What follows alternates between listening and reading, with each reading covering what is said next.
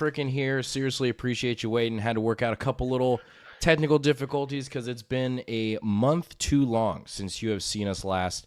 And we are still at full strength tonight. So only Crons episode 11, talking all things LVO tonight.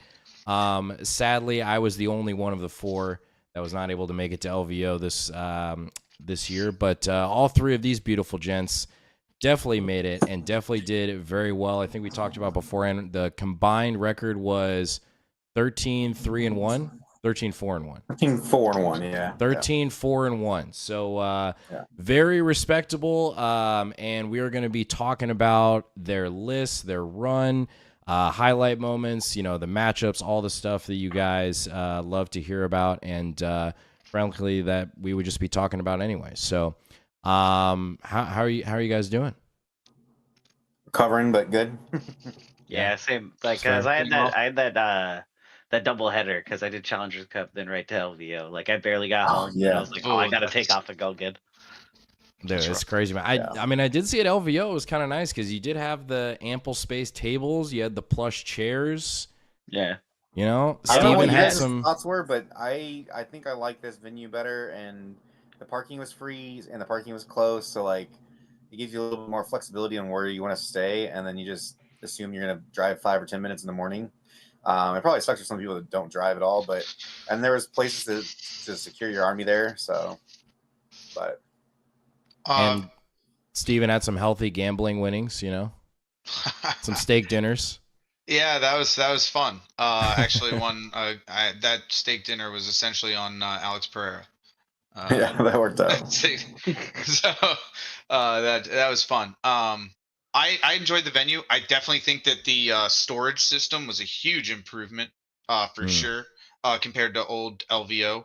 I like the potential for more space at the old LVO, I think. I mean, from what I saw, 500 was already relatively packed with the Age of Sigmar going on and the Kill Team and the Star Wars Legions, and all that combined made the room already relatively packed, which means I think their cap is probably going to be in the 700, 800 range, which will either drive prices up or force a different venue in the future. Because they had, 1,400 at the one in January.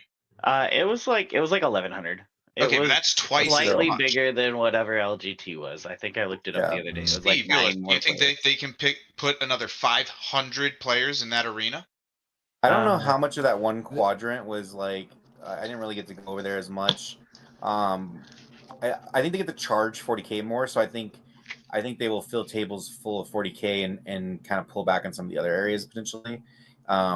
Or those other areas will go somewhere else. But I don't know if there's any other feed off that's connected to that convention center or not. I'm worried about. I enjoyed having the space around the tables though. That was not having to try and run 5 tables down because you're at the because you're at a wall or something like that. It was convenient.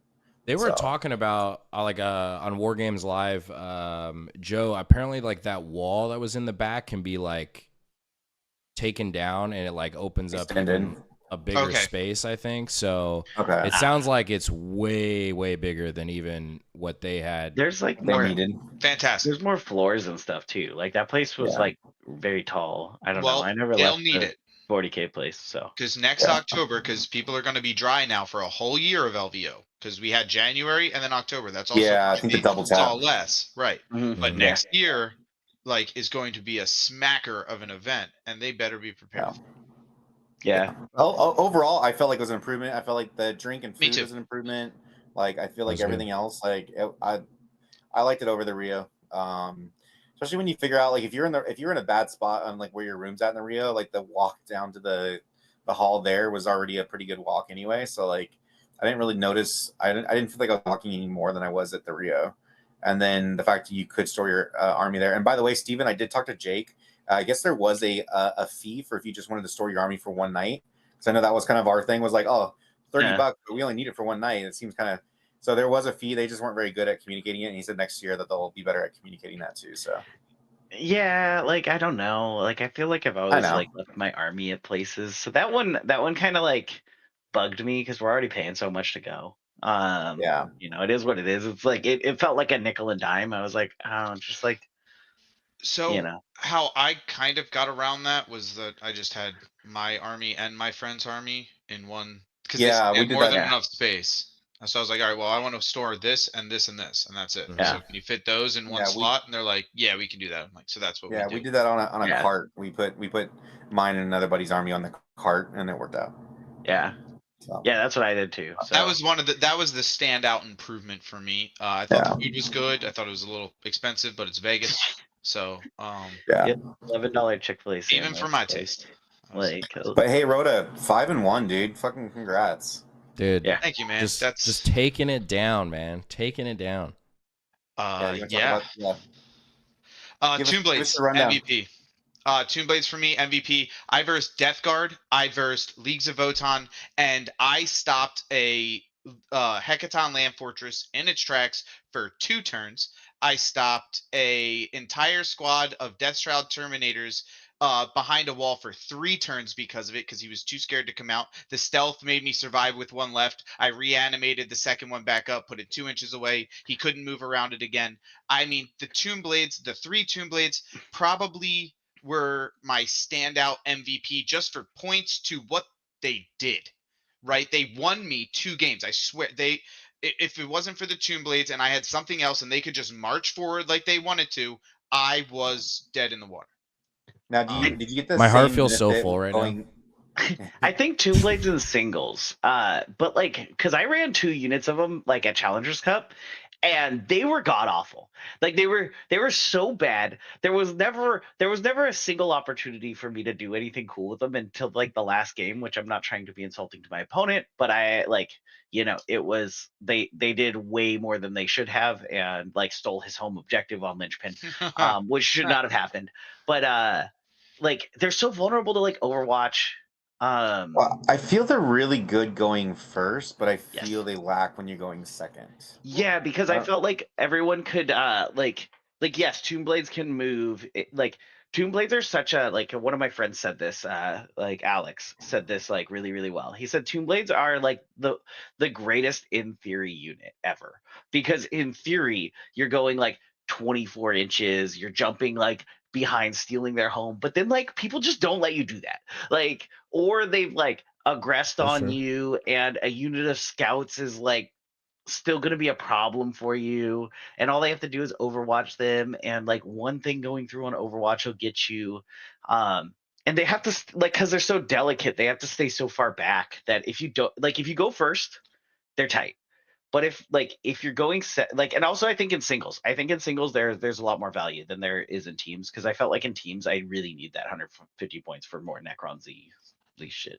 Yeah, I could see. I think there's a lot of value to be said for one unit. Like one unit, especially depending on your matchups, right? Like there's gonna be some matchups where it's just like, oh, they're gonna go stand in the one spot. I mean, even like we've been discussing like Eldar, like if you could potentially stand where the Fire Dragons want to jump out, maybe that's just enough to be okay. That messes up their game plan just for one extra turn, and maybe that's enough. And you can sometimes get around the Overwatch because you can kind of move in a certain direction where only one model can see you, and then you shoot that one model and you move the other 6 inches into the right spot. Like there's weird stuff. Like I get it. It sucks that so much of our list is at 75 points because you're just like, oh, do I want Tomb Blades or do I want the Hex Mark? Do I want the Spider? Do I want the Reanimator? It's like, what do I want for that 75 points? Also speaking to like Rhoda, I saw you want to talk, but you were mentioning stealth, and I feel like right now you take ignore cover. Period. You take ignore cover every time, not even close. I would like agree. Comparison, in my opinion. Fair. Now that guard just won LVO, maybe, I didn't find the stealth to help as much, but when it did matter, it mattered a lot. It saved maybe a Tomb Blade that brought, because they're 2 wounds. You bring another one back, boom, like instantly you have 4 inches of gap space now that they can't move through until they deal with that. So when it mattered a lot to me, but I could see why you would want the ignore cover if you want to peel a chaff unit more before they go. I mean, they'll do a decent chunk out of guard with the Blasty Blast. Like they'll kill like 8 or 12 of them. They're also really good if you do play in a tournament that has a plunging fire. I've actually had good luck with them doing that before. It's very rare that you actually find tournaments that actually have plunging fire, but you guys made a good point, right? You guys made a really good point in that there's a very large discrepancy of how you play this game right now, of if you go first or if you go second. Yep. Right. So the Tomb Blades for me, if I went first, were exactly what you said. I figured out a way to stop them from moving toward my Illuminor, which has Lone Op now because he's 3 inches next to a hex mark that also has Lone Op right behind him. Right. So I made it so that the unit that they wanted to commit to Illuminor that would help them to commit to Illuminor at the middle was not able to make it there. Right. And then on the inverse, if I went second, I used them in a different way. I would stage them appropriately so that way I would overcommit with them. Nobody expects you to move through walls and auto advance 6 with your Tomb Blades. They're 2 OC each. Nobody really puts 6 OC on their natural objective. Yeah, that's what I find too. That's a lot of CP though. That's one of the things. Right, but nobody expects to play. So if you immediately do that turn 2 and you put them on that point, that immediately takes their natural away from them. Now they have to deal with the Tomb Blades before they can do anything else. You've effectively screened that side of the board to protect your Illuminor and everything else that's now staged for the center to fight, and you're holding your home. They get a 0 primary that turn, and now they feel the pressure. I think 2 CP is worth 5 points. I think if you can trade 2 CP for 5, I think I'd do that. I do that. I did it twice, and it just no one fell for the Illuminor out in the open with the hex mark in rapid. No one fell for it. He was up there. He was up there till turn 3. That's the dirtiest trick in the book, man. No one fell for it. Like they all just were like, "Nah, I'm not gonna go after Xerath." Like everybody was like, "I know what he does." Yeah, no one fell for it. But I was sitting there waiting. What do you feel is your best game, Rhoda? Like what game do you like? Oh, I rocked my it. best dice game was my last game against John. Yeah. My DDA's lowest roll on its hits was 4. Nice. He rolled super low. So my best dice game was that. My best played game was against either the Leagues of Votann against the Vanguard Tactics guy. His name, I forget his name, but he had a beautiful mustache. Man, the man's mustache was debonair and dapper to say the least. Love it. So, he because the Tomb Blades, and this is a game that where I positioned the Tomb Blades in a ruin. It was on terrain layout the second day. In a ruin, in a manner in which he could not move the Hecaton land fortress to wholly within the ruin or past my Tomb Blades to get it into line of sight of anything, effectively holding the entire Hecaton land fortress there in place. Cool. Right? Yeah. In addition, I was able to screen it because they're wide. I was able to do 2 inches far enough where that if the rest of his one unit wanted to move through the wall, it would have to be in engagement range with my Tomb Blade. So he had to leave like 3 or 4 behind the wall. And I mean, it literally halted him. And he was like, "How many points are those Tomb Blades?" I was like, "They're 75 points." He goes, "I would recommend any Necron player take them every time in Star Shatter. They literally won you this game. I could not do anything because of them." And it's nice too. You can take the particle beamers and not worry about like having to take a Tesla for the assault, since you can just get your assault naturally. Which is nice. Yeah, it's super. I think they're good. I did feel like I could have utilized them in my games, but also like I was so sour on them from Challengers Cup, but I feel like that was mostly me just like letting down my team in pairings. It's really the 2OC that changes it for him. Like the fact that you can then implement, because 24 inches range movement is wild, especially if you can ignore. They're not expecting the mounted unit to get right through a 4-inch wall times 2 to go 24 inches onto an objective that they have 4 OC on. They also don't. They never expect the Spanish Ghost Arc to become right down Main Street either. It's totally out of phase, right? No. So you stop in your movement phase before the objective marker. So they're like, okay, why did he move those Tomb Blades there? Because now they can't overwatch you in your shooting phase when you move, shoot, move onto the point. So now they forgot their overwatch in the shooting phase and in their movement phase, and now in your shooting phase, you've effectively moved onto their point and stolen their natural. Yeah. Oops. Oh well. It's pretty good. It's pretty good. I think I like Stalker so much, so for me it's like, I need to get it's like another 35 points, 45, 35? What is that? 35 points, right? To get another Stalker, and I'm just like, I really like Stalkers, so it's tough, but I can definitely see I can see the play, and there's an argument to be made too that like it's so strong going second right now. So anything that you add to your army that makes you stronger going first. That's There's- part of why That's I was how I running played the game. Golems. I Yep. played the game two different mentalities. Oh, F-bomb, I'm going first. Or, oh, I get to play this game normally because I'm going second and I'm Star Shatter. So I want you to try to play the game so I can blast you off the game. Yeah. Yep. Yeah. That's That fair. about sums it up. Yeah, and Star Shatter wants to get the fight started as fast as possible. Yep. Like we want those DDAs spinning up, and we want to be trying to like, But if you're we want to be targeting okay with the things that matter. if nothing happens, you win the game if you go second. So you're like okay with them naturally coming out, you blast them off the point, and you just continue to trade that way because you're going to win those trades. You're Necrons. You should win those trades. I don't know. Sometimes those 4-ups be 4-ups, man. Like You need to have, you need to have an they're never oh, average. shit, They're either I'm all going over or none. first plan in this game now. Yeah. Because if you're going first, you have to consider yourself. I am 12 points down. I am losing this game. I am minus 12 at the moment, right at the start. I will say, to that note, Steven and I both, talking before LVO, we both came up with this plan. I may have came up with it a little bit more than he came up with it, but we'll say we both came up with it. But and it's the one thing, Steven, I think you said you had a similar response. Every time we walked up to the table, people looked at our list and said, "What the heck?" And that "what the heck" moment was adding a Ghost Arc with nothing, no warriors, no nothing else. Dude, it's Jay. Everybody just looked at the Ghost Arc and said, I'm gonna pause that moment here. So what I'm gonna do, I'm gonna flip over, because we're definitely gonna get to that. I'm gonna flip over to a different screen here. I'm gonna share this with you guys, so you can see it. And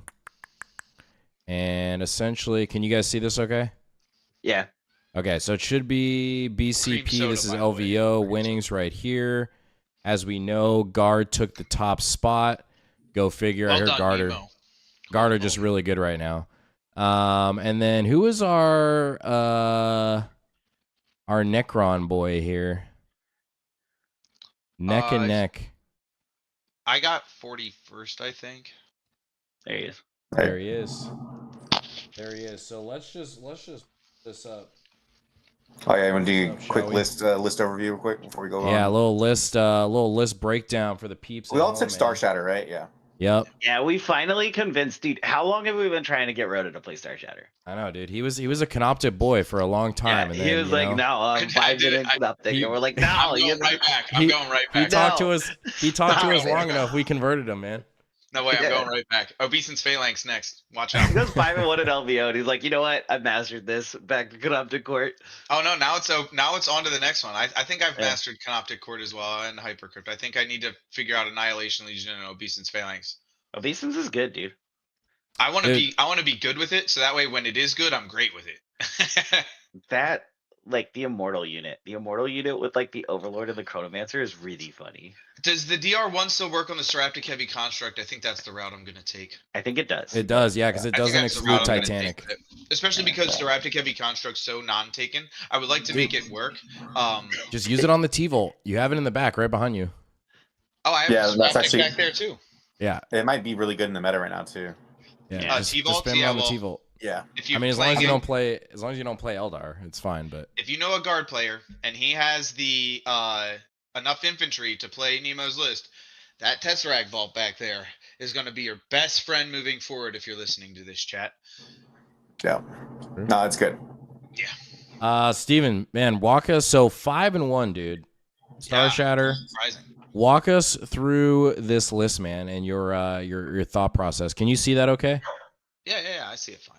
And I know my list. So, my list was just based on the two scenarios that I went into this game. I knew I needed a play where if I go first, I need to have enough pressure in the game to be like, oh, I need to start this game. Like my opponent needed to think in his head, oh, this game is starting turn 1, not turn 3. This game is starting now. And I used that to build a play around that thought. And the play was shove the Tomb Blades into their food, stop the unit I was most scared of targeting Illuminor, and allowing them to try and maneuver elsewhere on the board to focus Illuminor. And if they couldn't do that, I had primary on my natural and middle turn 1, which started me off at essentially like a 10-point lead. into turn 1, or in my thought process, a -2 because I'm going first. I always consider myself 12 points down when I'm going first. So I've learned a couple things, and what I believe to be the case is that if you are down in the game, you need to increase variance, which would increase your dice rolls, and start trying to rely more on a 50-50 dice roll than a 40-60, I'm going to go first, you're going to go second type mentality. And that's just how I played it. And it worked great until it didn't. Shout out to the guy, Nutty Orc player, absolutely violated me. I felt like Jalen Hurts getting a tush push, and it was really bad. So my loss was is it Tyler Nutt? Is that his name? Yeah. No. Yeah, he's a good player. He's out of California. Really nice guy. All my opponents were fantastic. I enjoyed all of them. Obviously, it felt like a Cinderella story going 5-1. Felt like I had a pretty easy win path day 1, which allowed me to maintain that 2-1. This meta was very dominant on day 1 was melee armies. Layout 1, hammer and anvil, 3 missions. You go for it. Like, wow. It felt like if you were versing World Eaters, Orcs, or Custodes, or any of those fast-moving one-punch melee armies, you were done. You couldn't cook, especially in Star Shatter. You have 1 roadblock, unless you guys did any of you guys take 2 Wraith breaks? No. What? Well, right? I think the very top Necron player, which like it's still annoying, this is still relevant, but I mean 12 Wraiths, 20 warriors, like that build is just like in Awakened Dynasty. Yeah. So I mean, That's apart from that, you have 1 path. roadblock, and you can't block hammer and anvil with 1 roadblock. So it was a very uphill battle day 1 for ranged armies, and then it was very easy day 2. So I took full advantage of my ranged heavy army day 2 and got good matchups. And day 1 I had a good enough path to victory where I was versing armies that I could contend with, and I got lucky enough to win those games. Good stuff, man. Did you miss the crypto thralls at all? Not at all. Interesting. Never used them. I found it's one of my least used canoptic units, weirdly enough. In canoptic court, I did not use them. I mean, we can't knock it, man. I mean, would you still run 3 hex marks?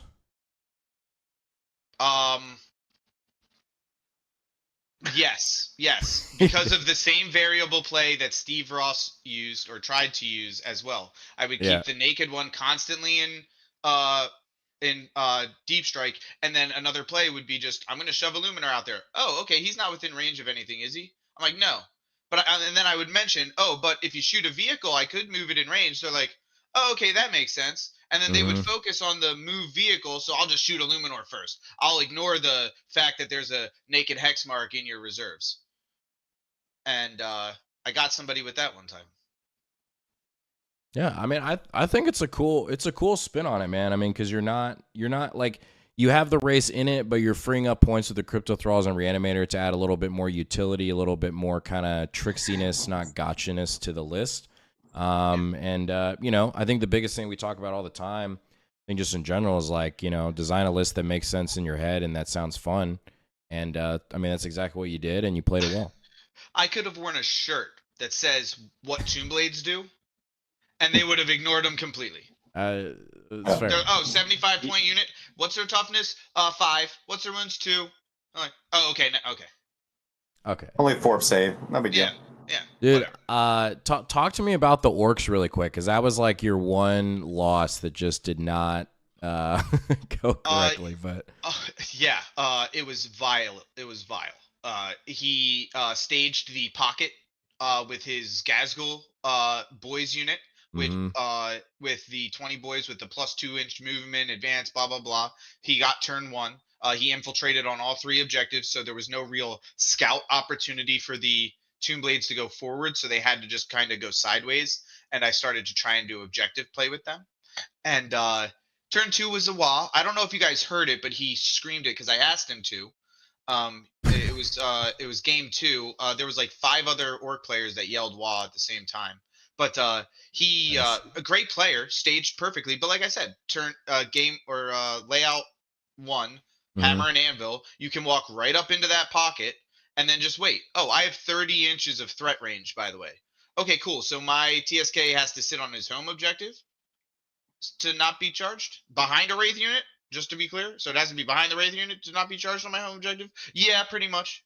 Oh, okay, cool. So didn't do that. Was like, I'm just going to try and play this game because I'm going to try and contest a little. Hard as nails, or art as nails, as the orcs like to say it.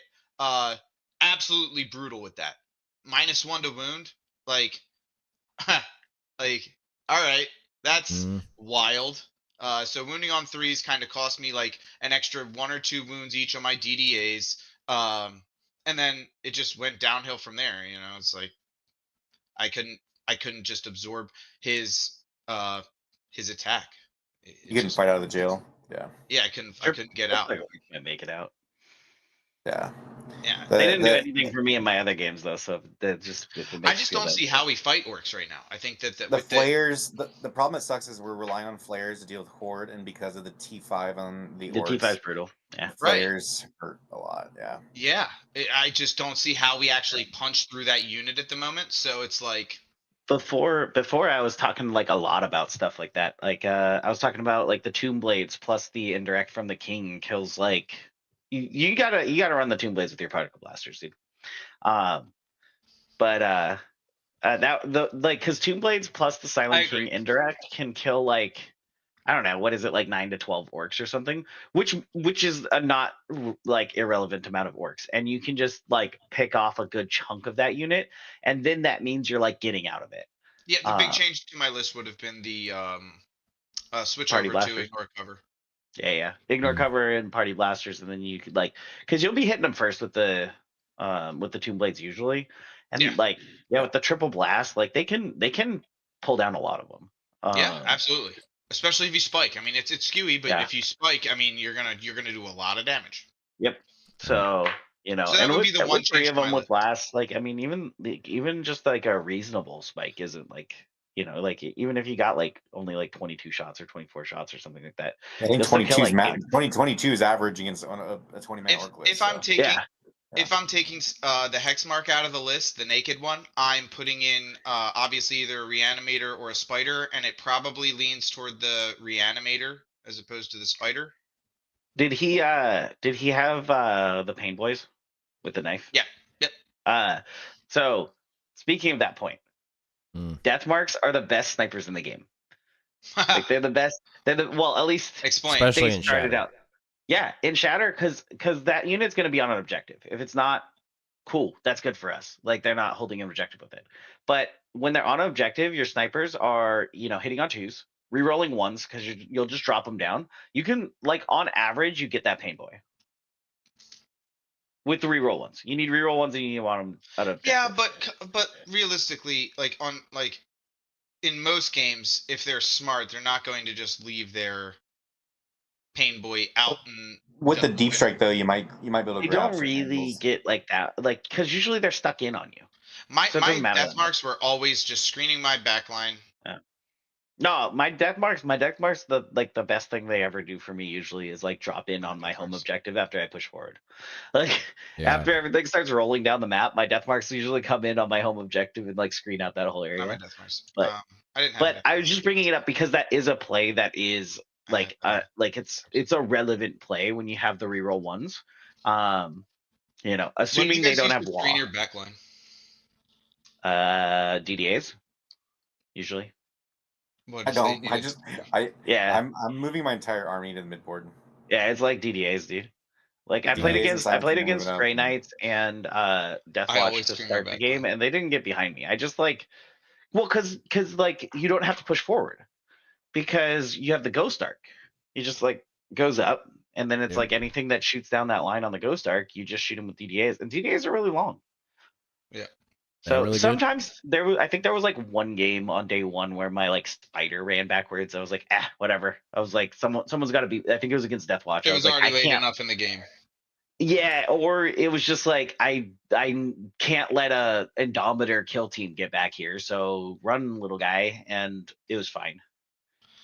So Twitch wanted to know really quick. I guess I can answer this. Is the trick with the hex mark and Xeris, and mainly what we're referring to is you can have a hex mark essentially in deep strike or in reserves, and you have Xeris midboard somewhere, and essentially you have the opportunity to ingress him in via deep strike within 3 of Xeris when he didn't maybe have lone op, and then all of a sudden he has lone op at the end of the movement phase going into your opponent's shooting phase.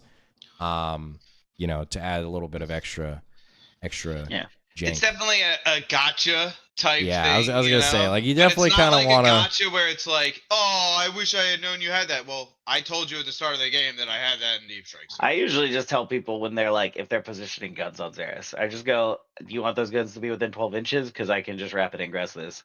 And I just let them know. Because it's like one of those, like, both choices are bad for them. So I don't even mind. Yeah. Like, you know, I'm like, do you want to move in within 12 inches of Xeris? I would love you to do that. If you because don't that means like my the duty is player- to shoot you. If you don't like the player, wait until like the 3rd movement to say that though. If the player's being Until like the dick, 3rd it's movement, be like, oh, by the way, I know you've moved 3 of these things, but I do have this in deep strike. Just so you know. I had no games. I had no games like that. All my games were great. I played a Tau player that was a total douche one time, and I did that. And he was just like, "You just win the game." Then I'm like, "Yep, all right, yeah, good game." yeah. GG. But he had it coming. So, anyway. All right. Well, so since we're talking about Ghost Arcs and Xeris, well, let's transition to Mr. Steven Ross's list: Star Shatter Arsenal, LVO. I think you can see it, but he has got Hexmark, Luminor Xeris, Overlord with that arrow and Dread Majesty. Okay, Dude, it's so good. I like so it. Good. Yeah, I'll respect it, man. If you run in the Stalker, it's basically AP6. It's great. Scorpec Lords, triple Scorpec Lords, Silent King, Ghost Arc, Canoptic Spider, triple Arc, Flayed One, Triarch Praetorians. Now, you know, I'm going to be honest. We've all been kind of theory crafting some stuff around this, and it's spicy because I think we're all in the same boat of like, gosh, can we build a freaking list that does not include warriors or race? And boy, are we trying. Are we trying? Yeah, right it now. works. It works. No one had an answer. So talk to me. You know, you can go as deep or as surface level as you want to go, my man. But how did you feel the list went? I love the Ghost Arc was great. The big thing about the Ghost Arc versus like a Triarch Stalker is it's 1 more toughness, which is very relevant when you go from T8 to T9, and it's 2 more wounds. So literally, this thing that you're paying for is just a body. You're only paying for the durability, and you're paying 5 points for that, which is a good deal. And 20 shots also, with a Gauss Flare. Yeah, the flare rays are good. It was funny because I was thinking about it. I was like 40 or like 80 flare rays into like the guard list probably would have been not bad.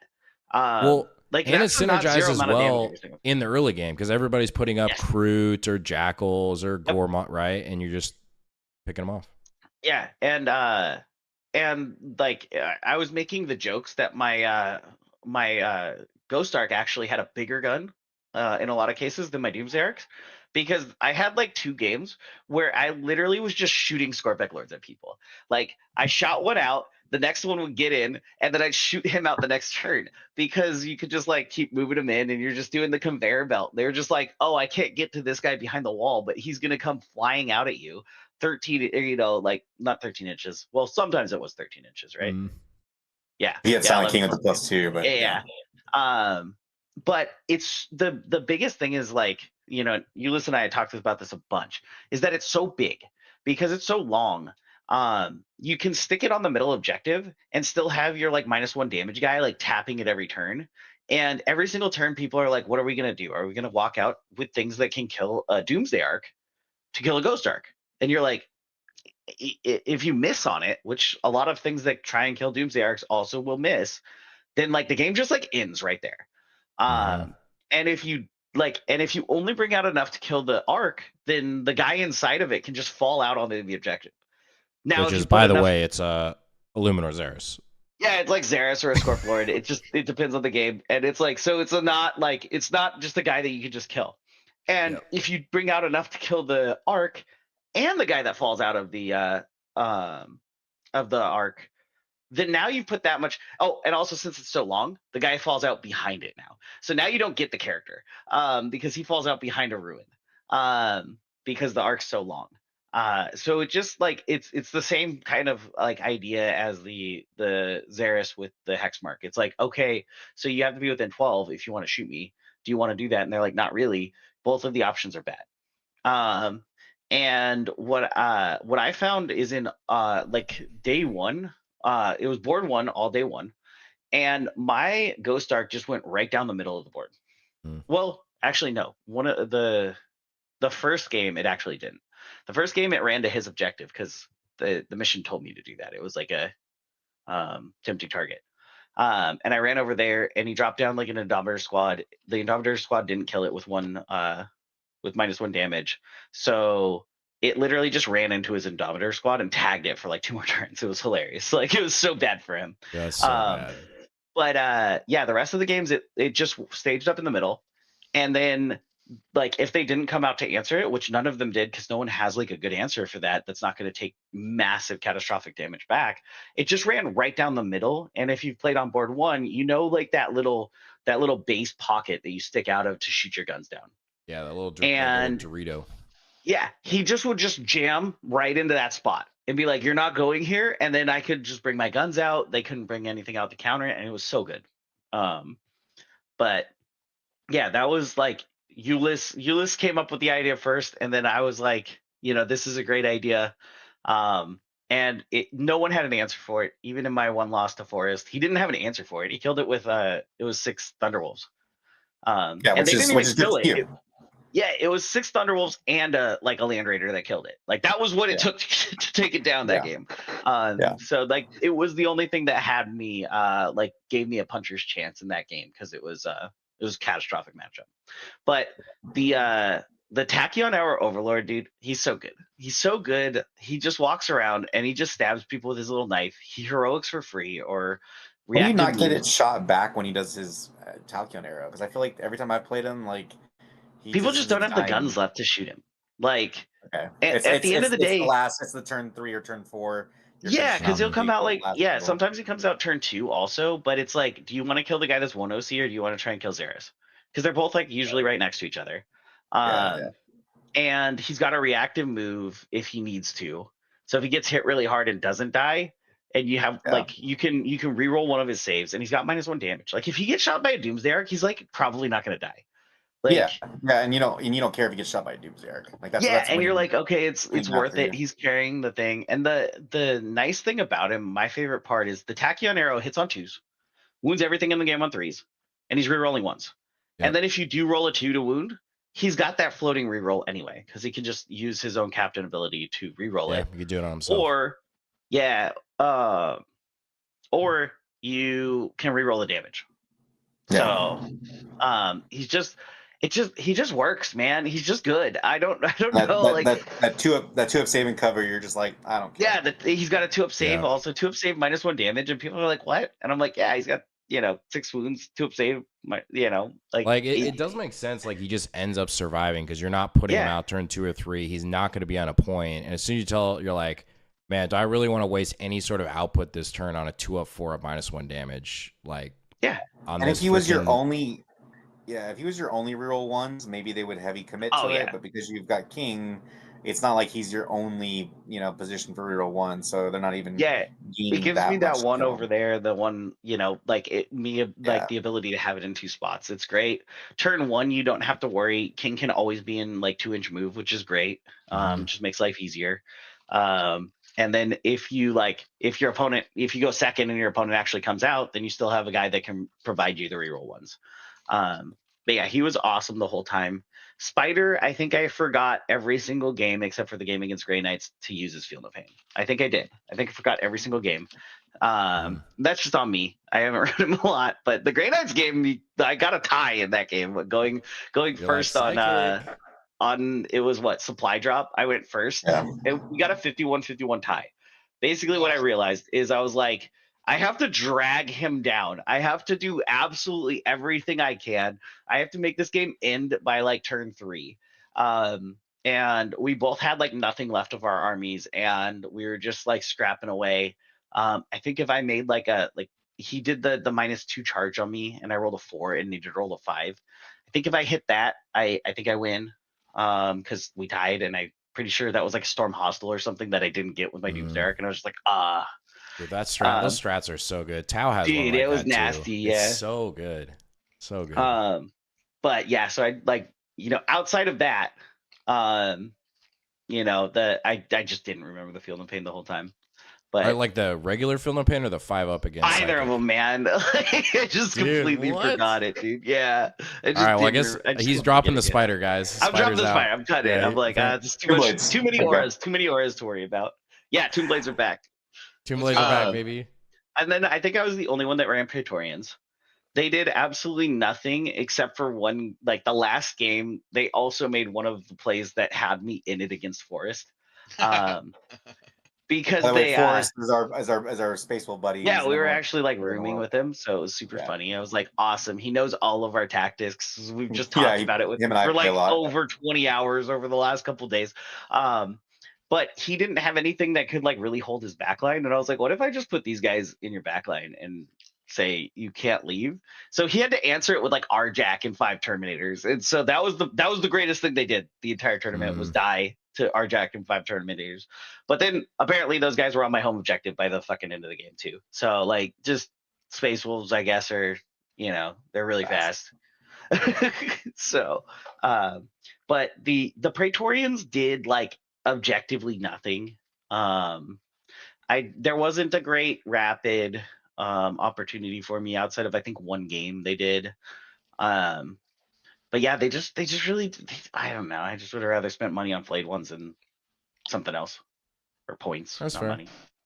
Yeah, they just didn't do it. I don't know. If I was playing into that guard list, they would have been so good. Yeah, true. And the Scorpec Lords, like you weren't like really the biggest fan of. I like as a Scorpec Lord, Andy, like, I think I was one of the OGs like back in the day to start running triples of them. Yeah. They just, dude, I had a Scorpec die to like 2, like they were just dying this time. They're not supposed to die like that. Like I was watching an interview the other day, the Fireside one with Liam VSL again, like in the and he was talking about the Scorplords, and he's like, the Scorplords would never die to his like CSM, and I was like, my Scorplords died to 2 possessed. Like they got hit by 2 possessed and just died, and I was like, man, I rolled more ones on their charge than I think I did damage with them the entire tournament. But that was like, it was like they just did not want to perform the whole time. Yeah, it was like, which is hard. It's hard to evaluate them on when they just have weird dice for the whole tournament. I rolled so many ones. Yeah, I was like joking with my opponents. I was like, dude, these guys haven't rolled like a 2-up the whole turn. And then I'd roll like 2 ones on like both my charges. And one of them was like into like a CSM Rhino. And I was like, oh no, like he had 1 wound left. I was like, I needed to pop that with the charge mortals. Like that was the plan.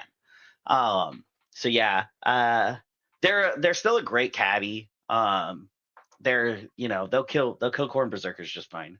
Not bad for a T7 7 wound 4-bin kind of guy. Yeah, like they're good for carrying an enhancement, and I really liked unlocking my hex mark to do other things. So, but yeah, they were disappointing, which was weird. I think that was more just like how the games ended up, though. Fair. Sure. Well, very good run, man. And swapping over to Ulis here, similar list, but with his own spin on it. And I got it pulled up here. You probably see it. But so he's got the Nightbringer himself. All right. He's enjoying that 40 mil while it still lasts. All right. I still got it. Yeah. We got the Psychomancer with the Chrono Impedance Field, which I'm a big fan of with this combo here. Scorpec Lord, Demanding Leader, Silent King, Ghost Ark, some Scarabs, the Spider as well, triple DDA, double Flayed One, Locust Heavy Destroyer, Triarch Stalker. So same nucleus more or less, but with a little interesting tech with Psychomancer's Nightbringer. If you want to talk about it, your run. Yeah. So yeah, I mean, so ironically enough, my first day was actually my harder matchups. I had to play the number 2 GSC player in the world and the number 2 Thousand Suns. I went 3-0 on day 1. Took my losses in day 2, but just a couple silly, just kind of goof ups for the most part. But yeah, no, using the similar Ghost Ark, the other tech piece that I had was the Psychomancer. I think I really want to try playing around, even having potentially 2 of them, because one of the answers you can do with the Ghost Arc is you can just out OC it. Now, if you have 2 Psychomancers with the leadership 6 -1, with 2 of those, all of a sudden they have a 33% chance to pass both.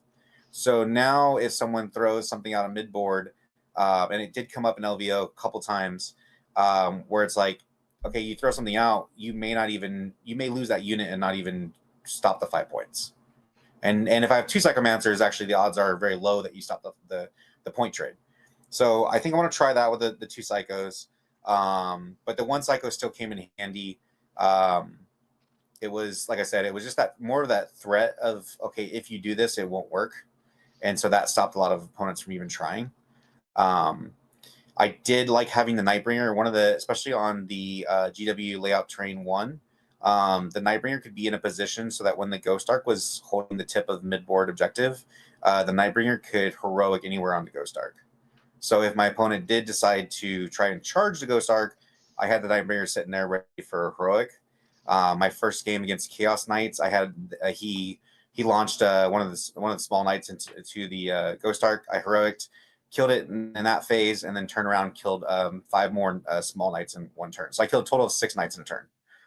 6 small knights, yeah. Because Nightbringer killed 1 That's in heroic, crazy. and then he had 3 that were exposed. Those 3 all died to Nightbringer, the DDAs and Silent King. And then the shooting from the the Nightbringer was able to get 1 down to 6 wounds. And then he charged into the other one, and the flayed ones charged into the one that was below half. And they I think I got 38 hits casually. Flayed one thing. And the flayed ones popped off twice for me for the below half strength. And people like, can they? It's always funny because they're like, can I see that roll? Like, that seems too good to be true. And you're like, yeah, that's 38 hits with 5 models at 60 points. So yeah, I picked up 6 knights in that turn, which was just, and yeah, it was, and then I think he even got a couple damage on the Lancer too. So that one went really well. But yeah, I like the Nightbringer. That it allows me that when I do full send, I'm full sending with Silent King with -1 damage. I'm sending 3 DDAs behind him. The Nightbringer is usually a little bit more forward, so he's even further out. I'll react and move off him if I don't think they're going to kill him, and get him even deeper. I think I'm going to keep the Nightbringer. The one thing that some of the other guys here has had that I really missed having was Caesaris.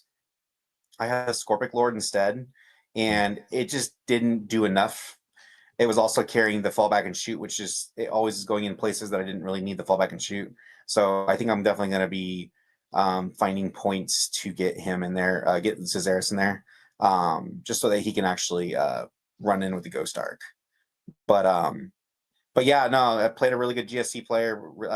Got to play in an AdMech. I actually think we're pretty strong in AdMech. A lot of AdMech damage comes from those Cataphon Destroyers, and if you can push them into like a -1 damage Silent King, they just don't do much because it's a lot of 2 damage. And we can kill their other vehicles better than they kill ours. So it's the only thing you have to worry about is Ruststalkers move really fast. That's the only reason why I think I lost that game, was that his Ruststalkers, he told me like everything was on the table. Like, he told me how fast they move.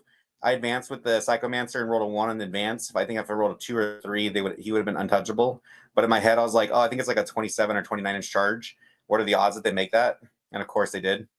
And so they killed the Psychomancer with the -1 damage on turn 1, and still made a game out of it. And then he ended up going to the he ended up making, I think, to the top 8. So like, it wasn't like a slouch player. It was a good player, and that little mistake, and it was still a close game. And then ultimately, so from the GT and LVO, Silent King has died only 5 times, but has exploded 4. And so in that game against AdMech, Nightbringer was just a boss and survived with like 1 or 2 wounds. And then I was able to reanimate a full 3, so I got him back up to 5. I'm like, this is we're gonna have a game. And then he finally was able to kill Silent King, who then exploded and did like 9 mortals to the Nightbringer. No, and then killed him. Dude. It was that combo that was like the final like nail in the coffin. Otherwise, I felt like I was pulling a comeback out of it. And I was so like, painful. Oh, this is actually looking pretty good now. And then yeah, he just kind of spiked on the damage of Silent King, and not having the -1 damage was the difference. Because like I said, the Cataphon Destroyers, like with everything he shot, barely killed the Silent King. And I'm like, if he had -1 damage, and he had moved outside of range of the spider too, because he had made a charge. And I was just like, oh, those two things. If I had those two things, it wasn't even like he wouldn't have come close to dying. But the other thing too, like the Ghost Arc, like and Steven kind of mentioned it briefly. It is nice that it can reach back into aura ranges. So like your spider aura range. So now you're looking at all the buffs on the Ghost Arc with a -1 damage, and then you have the spider there too. So now it's more like 16 wounds, 16 or 17, depending on how you do the math. Mm-hmm. I like the spider. I'm going to keep playing with the spider. I think I need to be a little bit more aggressive with the spider, because even if it comes out on like turn 2 or turn 3, if someone wants to kill it, those are still wounds that didn't get put on a Silent King or a DDA or something like that. So, right. I mean, and he synergizes with the King really well too. And I feel like on most boards, like where you're putting the Ghost Arc, it's long enough that like the spider can be staged behind a wall somewhere and get the aura. Right? Yeah, on a lot of boards. And then the King with -1 damage, like really, I mean, his biggest vulnerability is going to be mortals. Yeah. So kind of taking some of that vulnerability away is really strong too. I know if I looked across the table and saw that, I wouldn't want to shoot into the Silent King.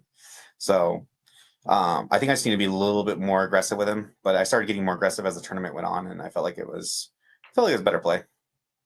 Yeah, because I mean, you didn't get a lot of reps like with this list beforehand too. I think no, not a, yeah. I was trying to play without the King, with just like an Overlord, and there's still some thought in the back of my head with King getting just a little bit cheaper. It's hard to not have him now.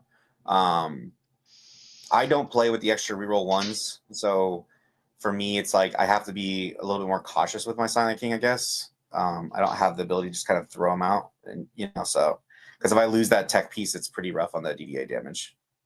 But yeah, but I really like the Ghost Arc and Psycho combo. I'm gonna be testing that out more. Yeah, it is super cool, man. It's super cool. It's we were talking, just everyone we walked up to the table, they're just like, why do you have this in your list? And it's just like, that's the best part. Yeah, you gonna find out. I'm like, I did tell a couple people. I'm like, well, I guess we'll just have to wait and see. It's probably a bad idea, right? And then they like play the game, and they're just like, oh, this thing is gross to kill. Dude, that's the best part. That is the best part of 40K right there, man. Like, they're like, why? And you're like, where are your warriors, man? It's so much like when you walk up to the table and you like look at someone's list and you're like, is this guy stupid or am I about to get like it is one of those like plays where people like look at it and they're like, does this guy, I don't know, like, and then it happens to you and you're like, oh god.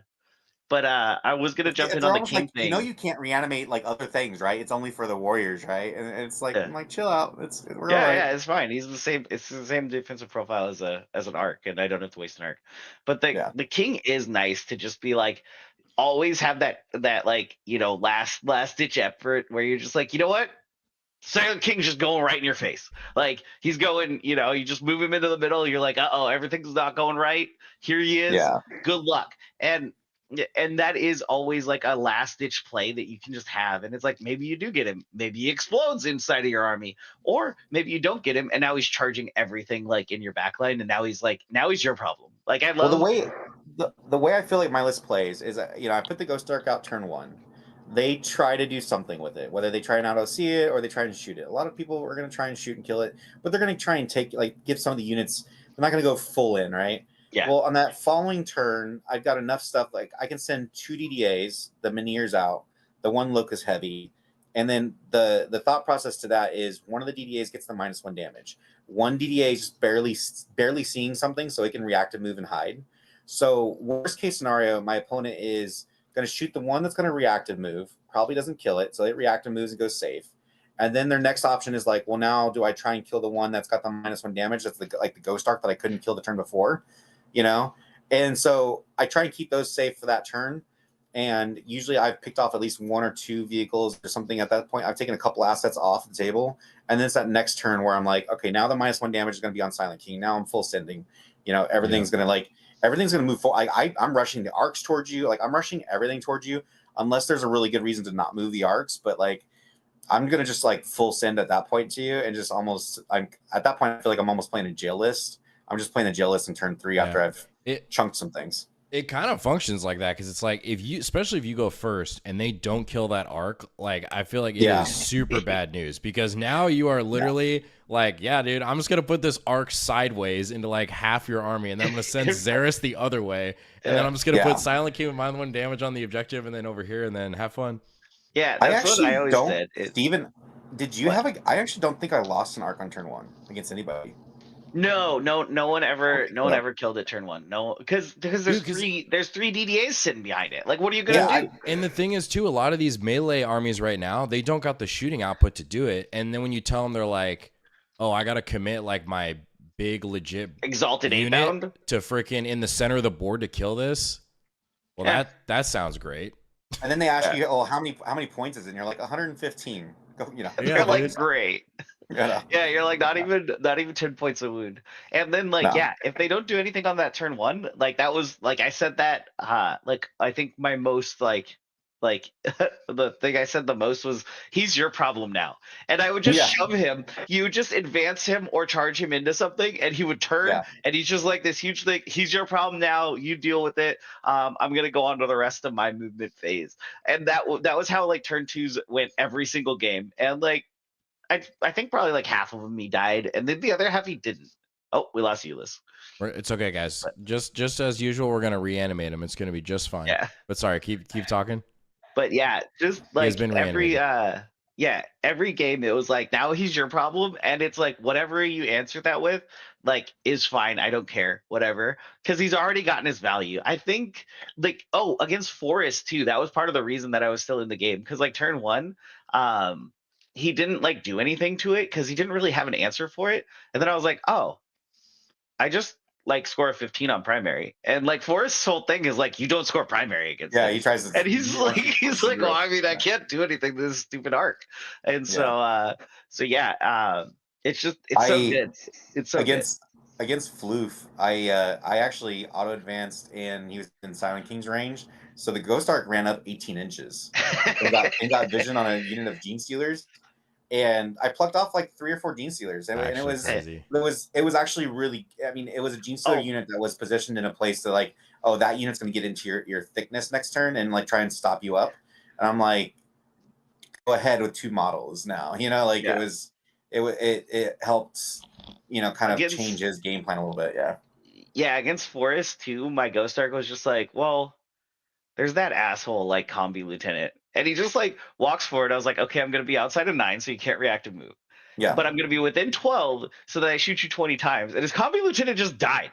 Like, well, and the other cool part about that too is if with the character inside, the character can still jump out. They can't counter move out the character. You can take the objective back and then still kill the Combi Lieutenant, which is like that was that was one of the actual reasons for the Ghost Arc was like, oh, that's an effective way to kill the combi unit without actually setting off the fallback and still holding the objective. Because you can throw a Luminor onto that objective, and then you have a Luminor plus the Ghost Arc shooting. The combo of those 2 things pick up that combi lieutenant, which is also nice because then they always buff the mid objective. So now the mid objective is not buffed anymore, and they lost one of their little stupid pieces.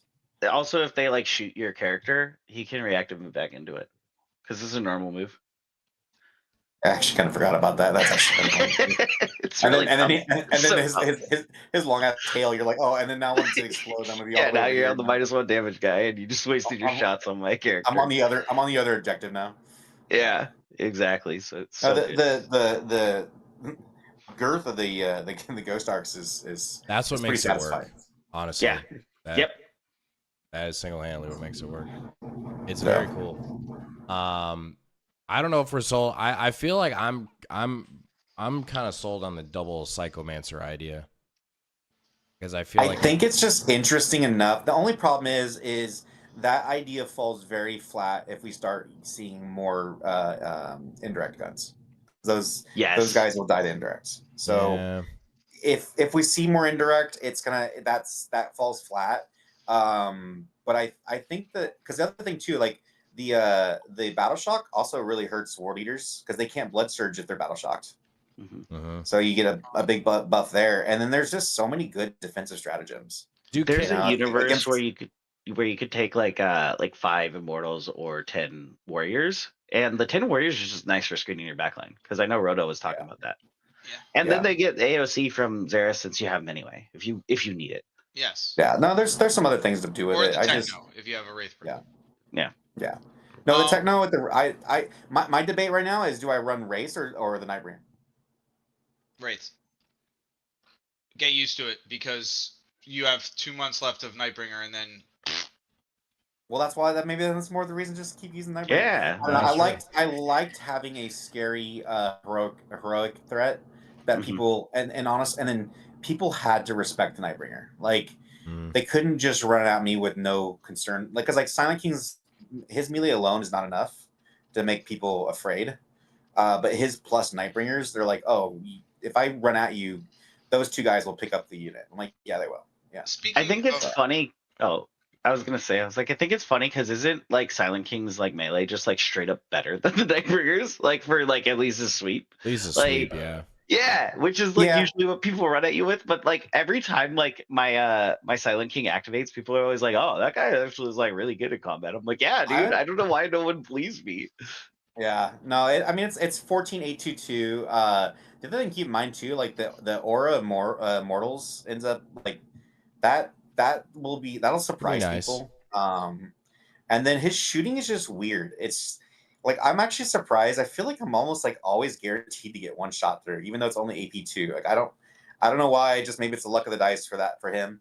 But I get one shot through, and then my opponents are like, well, he does D6 plus 2 in combat, so what does he do in shooting? I'm like, D6 plus 3. You know, it's like, okay, cool. You know, so I'm trying to think of like what's the top army right now that we'd probably see indirect from. Is it really probably just Tau and Chaos Knights, like an actual like meta lists?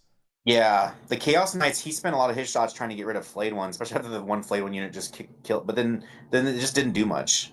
Like it's not impressive, but I feel like Chaos Knights probably could pop a Psycho with their indirect. Yeah, I think if they put all of them into them, yeah, probably. But you need to wait until Games Workshop has an overabundance of Manticores and Death Strikes, and then they'll really make like Hammer of the Emperor. Yeah, like if that happens, you don't run the Psychos, but I think the Psychos are just cheap enough too that it's like at 55 points. Yeah, it's just they're like really cheap.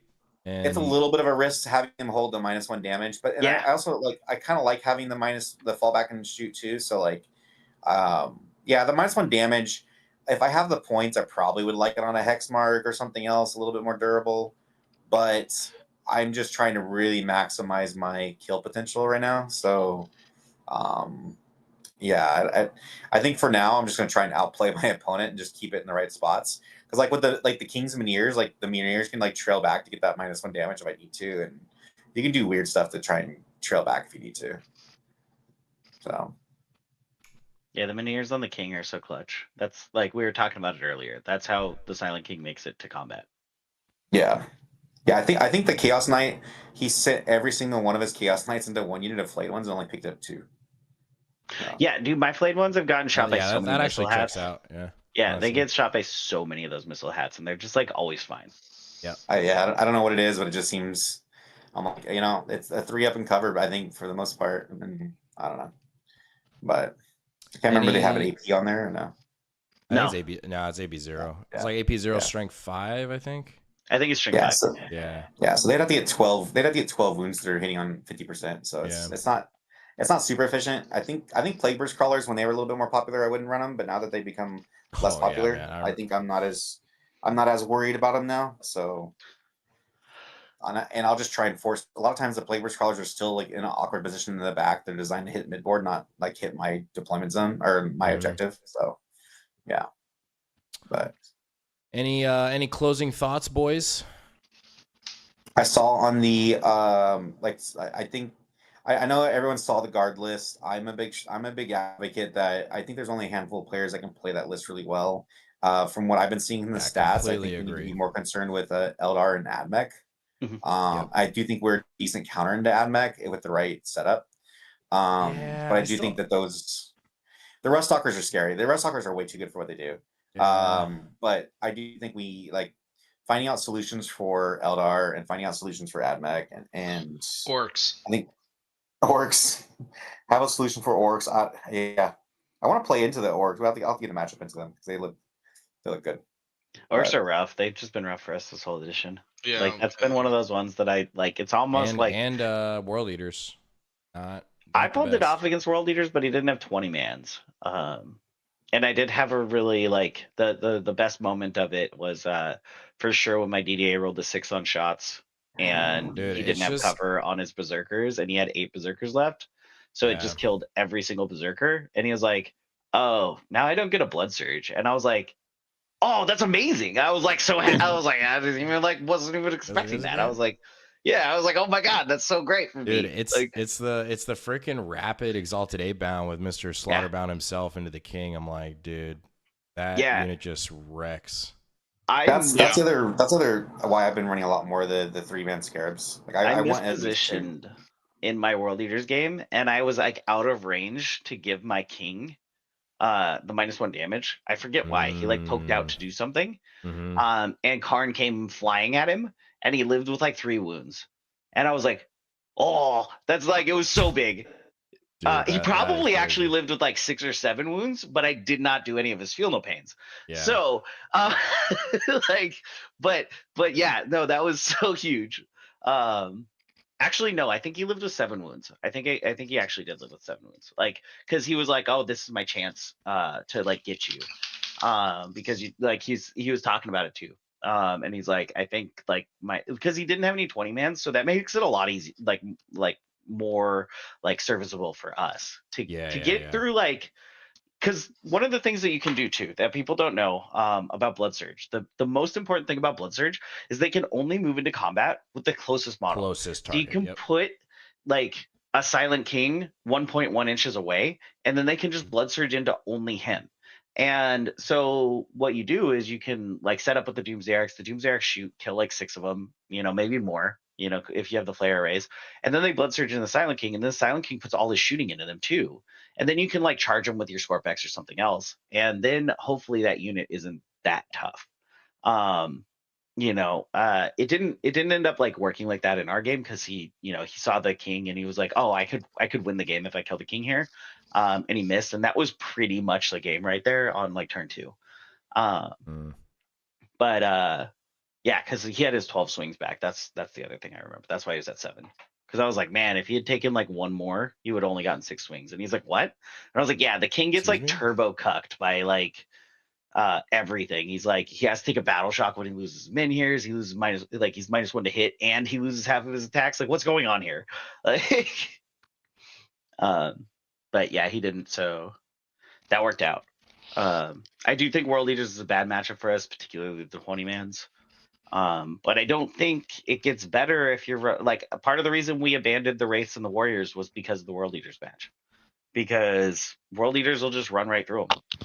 I think orcs can too. Yeah, I think there's a few armies I think now that and even like Rust Stalkers are going to be difficult for. Like there's a lot of armies that are. Just if you have enough movement to get to the Technomancer and see the Technomancer before you swing both units, the Wraiths are gone.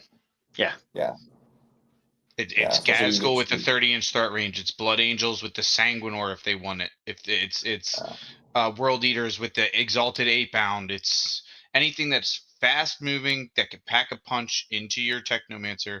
Essentially makes your Wraiths gone in 2 turns when they should last the whole game. One of the things you can do though with Scarabs, because me and Ulis completely came up with the Scarabs. It wasn't Forest. But you put your Technomancer like right behind a wall in a corner. Then you put 3 Scarabs around him. No one can precision him. He's now like immune to precision. So that is like a use case for those Scarabs. Does that work on like board 4? Not really. Are you saying a Scarabs block line of sight? No, because you won't be in combat with the Technomancer because the Scarabs are all around him. Yeah, but you don't have to be in combat.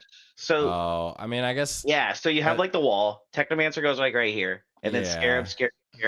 So the only things like even like all of your other guys are like on the other side of the wall. So against the combat army, you don't have to worry about it because they'll only be hitting this unit over here. If they do want to pile around, they'll only be able to swing into the Scarabs. They won't be able to precision your Technomancer. Because they won't be able but that's usually what good players are doing because they're charging into the race. they can swing their character around the wall. Their character will be basing my Scarabs now, and not the Technomancer, because the Technomancer is standing right behind my Scarabs. As long as they base, if they pile in a manner in which they can. No, they can't pile into the Technomancer, and you have to be. It makes sense. No, he's right. It makes sense. Yeah. It does make sense. And through the wall, you can't fire. You can't do second rank, first rank, because you know. So yeah, right. It does make sense. You would have to kill the Scarabs with another unit first, to then let that unit pile. That would be the only way to do it. You have to have you'd have to charge with 2 units into the Scarabs. Yeah. Which you need 2 fast units that can get all the way around. Yeah, because you're also not going to declare the Scarabs because they're probably like an inch off the wall, which makes your charge way harder. And the Scarabs are doing mortal wounds to you if you do pile in, or no, I guess they don't do. You don't want to because you don't want to give up that ground, but maybe you do. Maybe you can hold it with 2 sometimes. Yeah. All I know. Well, you don't even do. That's at the start of the fight phase, so in pile in you wouldn't get to actually explode. Yeah. So there's ways to be janky with it with 3 Scarabs. Mm-hmm. It doesn't make it completely impossible, but it makes it very difficult at that point. Yeah, it makes it a lot more difficult. # reactive move, # Canopticort. Hashtag infiltrate. #infiltrate. Let's go. Hashtag rip dev wound strat. I still want to get one of us on a stream somewhere where we do the 20 warriors infiltrating and just see our opponent's face. Like, can you imagine? Like, especially if you're playing against someone who's relying on infiltrate. Like, that's gonna be the most glorious moment, and then you just that roll off is gonna be so important. Whoever rolls off first. Well, even if they roll 1 infiltrate, you literally just do like a 9-inch circle all the way around their freaking infiltrate unit, and then you still spring off in different directions. Yeah. Like, you can cover so much space with 20 warriors and then like 2 thralls or whatever. Yeah, that's what GSC used to be doing at the beginning of the edition. And then depending on certain matchups, maybe you just keep them there, and you still are you're still going back towards an Illuminor somewhere. Yeah. You know. Yeah. I don't know. I want to do it just for the lulz. Maybe the next weird RTT that I play, I might just do that for the lulz. And it could be, and the thing too is, it could be the Plasmancer unit that comes in with a monolith in the next turn that is in Canoptic that does a lot of damage. Could be. You need the Deceiver for the redeploy. You got to have the redeploy. You need the Deceiver. But at least the Receiver is the cheapest Satan. You still get the Satan durability. Yeah. With some and he's got 6OC. 6OC is a lot. He's weird. Like, I wouldn't run him in any other list unless I was doing some kind of weird tech play like that. But yeah. Cool. Boys and girls. Any other closing remarks, boys? That's it for me. That's it. Was there anybody any other questions? Oh, we need our kill team rules. And if GW's still writing them, I already came up with the rules. Oh yeah, give it to us. Yeah, we are waiting on that data sheet. Where the heck is that data sheet? So it's just the Geomancer. You don't even have to give us the other ones because I'm not greedy. 1, he's got a Menhir looking thing, so that's a strength 14, AP 4, flat 6 damage, just like the King. Makes sense. Yeah, I don't know why it would be anything else. Yeah, why would it be anything less than that? Yeah, Tachyon arrows. Actually, it should just be once per game Tachyon arrow. Yeah, he's a Geomancer, so he like messes with the world. So, pick a piece of terrain within 18 inches and you have line of sight through it. Like, it just the terrain's like it's not there. That seems fine. And then also once I was thinking Eternity Gate, but No. Just like DDAs just don't have to worry about line of sight anymore. Eternity Gate with Canoptic would be cool. And then the third one is while he's leading a unit, after you've allocated attacks to this unit, it has a D6 reactive, normal move or fallback. Easy. Seems fine. Yeah. All those things for 70 points. When he dies for 1 CP, you can make the objective marker sticky. Yeah. The objective moves to where he died. I think it would be nice for us to finally have a. I just want advance in charge, an aura advance in charge. I was just about to say he has like some advance in charge thing, and he can attach to like race and something else. I think an aura would be cool. Like, he just like. Maybe they need to rewrite their rates rule though, so that they could still do like mortals on an advance. Like, because that would be so annoying if they just couldn't. Yeah, sure. Swooping Hawks can do it on an advance and fall back. Like, so race should be able to. Do a race in the Silent King with advance in charge and Annihilation Legion. Yeah. Yeah, we need advance in charge somewhere. True. Well, on that note, boys and girls. Dude, it's been It's been a good night. Good job, gents. Yeah. For sure. Good runs. Maybe I'll have to go yeah. next year. Convince me. Yeah, Yep, for sure. That's it. Come. Plan. So, well, if y'all stuck around, seriously, appreciate you walking. If I could talk, watching. And this is episode 11, the Only Crons. Have a good night, y'all. Night, guys. You too, brother. Perfect. Good shit, boys and girls. Good Yes. shit, man. Damn it. Now everybody knows our